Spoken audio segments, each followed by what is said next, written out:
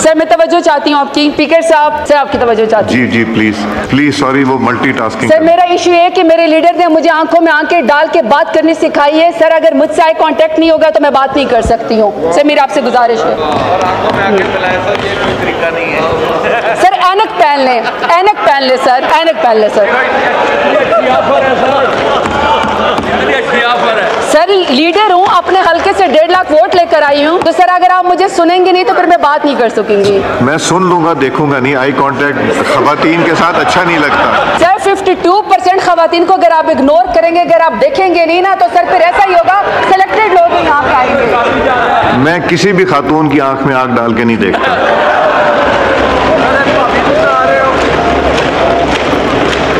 जरताज गुल साहिबा, आप ये फाइनेंस के ऊपर। जी बहुत शुक्रिया स्पीकर साहब। सर ये मैंने खुद फाइनेंस उसमें रेवेन्यू में सर मैंने डिमांड 41 में खुद कोई 9 के करीब मैंने कट मोशंस दी हुई थी। तो सर मैं चूँकि यहाँ पे जी सर ये मैंने बेसिकली यहाँ पे इंटरेस्ट रेट पे कट मोशन दिया हुआ था।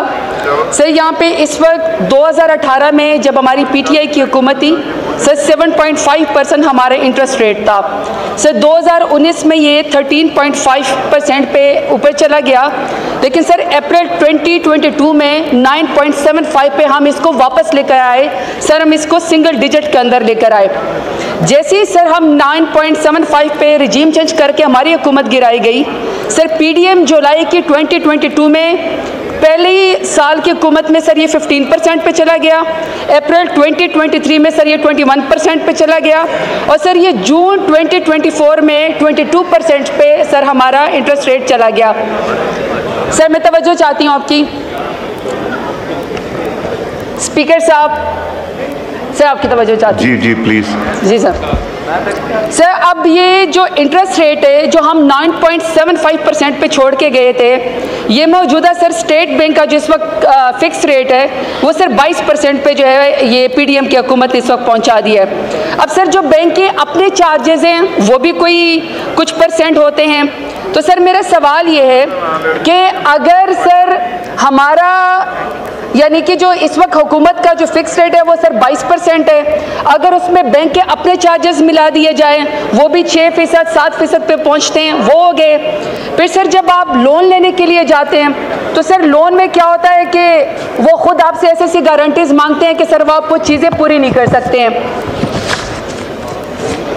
प्लीज सॉरी वो मल्टीटास्किंग। सर मेरा इशू है कि मेरे लीडर ने मुझे आंखों में आंखें डाल के बात करनी सिखाई है। सर अगर मुझसे आई कांटेक्ट नहीं होगा तो मैं बात नहीं कर सकती हूँ। सर मेरी आपसे गुजारिश है। सर ऐनक पहन लें, ऐनक पहन ले सर, ऐनक पहन ले सर। सर लीडर हूँ, अपने हल्के से 1.5 लाख वोट लेकर आई हूँ, तो सर अगर आप मुझे सुनेंगे नहीं तो फिर मैं बात नहीं कर सकूंगी। मैं सुन लूंगा, देखूंगा नहीं। आई कांटेक्ट खवातीन के साथ अच्छा नहीं लगता।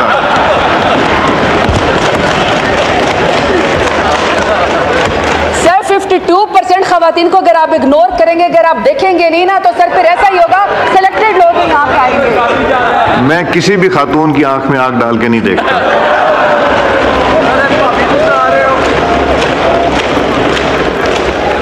चले सर अब सर मैंने सर पहले बात ये थी कि सर 9.75 सिंगल डिजिट पे सर हम छोड़ के आए थे इंटरेस्ट रेट, मौजूदा सर 22% पे हो गया है।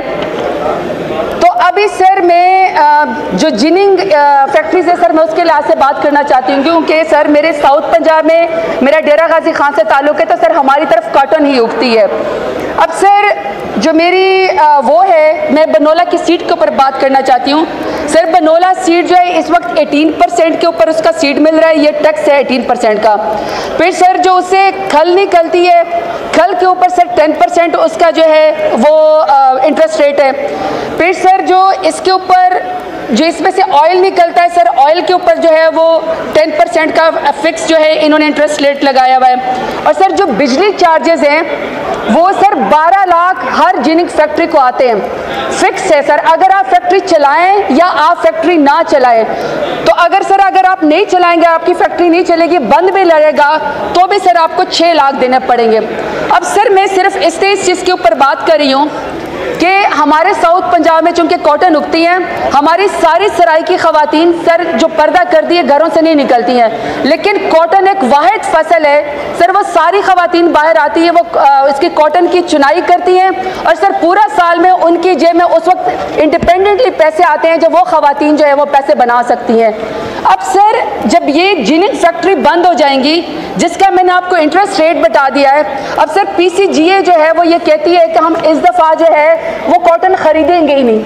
अब सर जब वो कॉटन खरीदेंगे ही नहीं तो किसान के पास तो पैसे नहीं आएंगे, और वो जो हमारी खवातीन जो मैं आपको बता रही हूँ जो डेरा गाजी खान में साउथ पंजाब में कॉटन की चुनाई करती है, जो वो पहली दफ़ा फील करते हैं कि हम इंडिपेंडेंट हो गए हैं सर, ये एक तो ये वाला नुकसान हो गया कि खवातीन को सिर्फ बिस्क की लाइन में नहीं खड़ा करना कि आपने उनकी जेब में किसी तरीके से 10,000 या 12,000 डालें सर, उनको तो हमने लेबर फोर्स के अंदर भी लेकर आना है, हमने उनको जॉब्स भी देनी है। तो सर ये जो इस वक्त पॉलिसी है मौजूदा हुकूमत, इसकी वजह से सर खवातीन की ये कपास की चुनाई की भी ये भी ख़त्म हो गई है। दूसरा सर कॉटन के रेशे से जो कपड़ा बनता है, टेक्सटाइल मिलें जो है, अब सर टेक्सटाइल मिलें बंद होने से ये आपकी जो और जो है सर वो जॉब की एम्प्लॉयमेंट जो है वो ख़त्म हो जाएगी। अब सर जब आपकी कॉटन मिल बंद हो जाएगी, जिनिंग फैक्ट्री आपकी बंद हो जाएगी सर, आपकी टेक्सटाइल जो है जब वो बंद हो जाएगी इतने बड़े इंटरेस्ट रेट पे, तो सर ये बहुत मुश्किल हो जाएगा।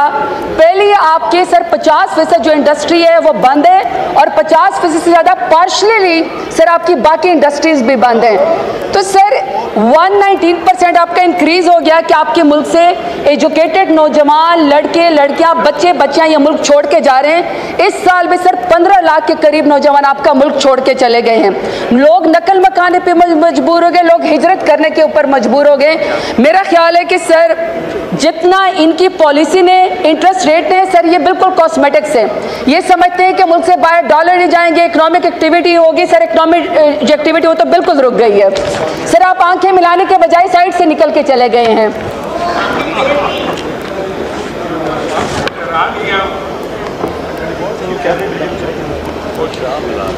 डिप्टी स्पीकर साहब, मैं इनके इंटरेस्ट रेट पे बात कर रही थी सर, चूंकि ये कट मोशन है इसलिए मैं बिल्कुल इसके ऊपर मुख्तसर बात करना चाहती हूँ कि सर यहाँ पे फेटफ के लिए भी मैंने यहाँ पे कट मोशन दिया हुआ है कि पाकिस्तान से अरबों खरबों रुपए जो है वो मुल्क से बाहर जा रहे हैं और वो अरबों खरबों रुपए की जायदाद के अंदर दुबई लीक्स निकल आती है सर, 33 खरब की चंद खानदानों की जिसमें मौजूदा हुकूमत भी शामिल है सर, उनकी जायदादें दुबई लीक्स के अंदर आ गई हैं। अभी तक सर हमें ये नहीं बताया गया कि दुबई लीक्स में जो खानदान है उनके बारे में पाकिस्तान ने क्या जो है फेटफ के कवानीन के तहत कोई चीज़ सर इन्वेस्टिगेट की है। और आपको पता है सर फेटफ के कवानीन में अगर आप ये ब्लैक मनी आपके इकोनॉमी में आती है तो सर वो टेरर फाइनेंसिंग के अंदर जाती है। सर आखिरी मेरा कमेंट ये है कि सर एक शख्स है जिसका नाम इमरान खान है सर, जब वो वज़ीर आज़म था तो वो मदीना की गलियों में शान रसूल में नंगे पैर फिरा करता था,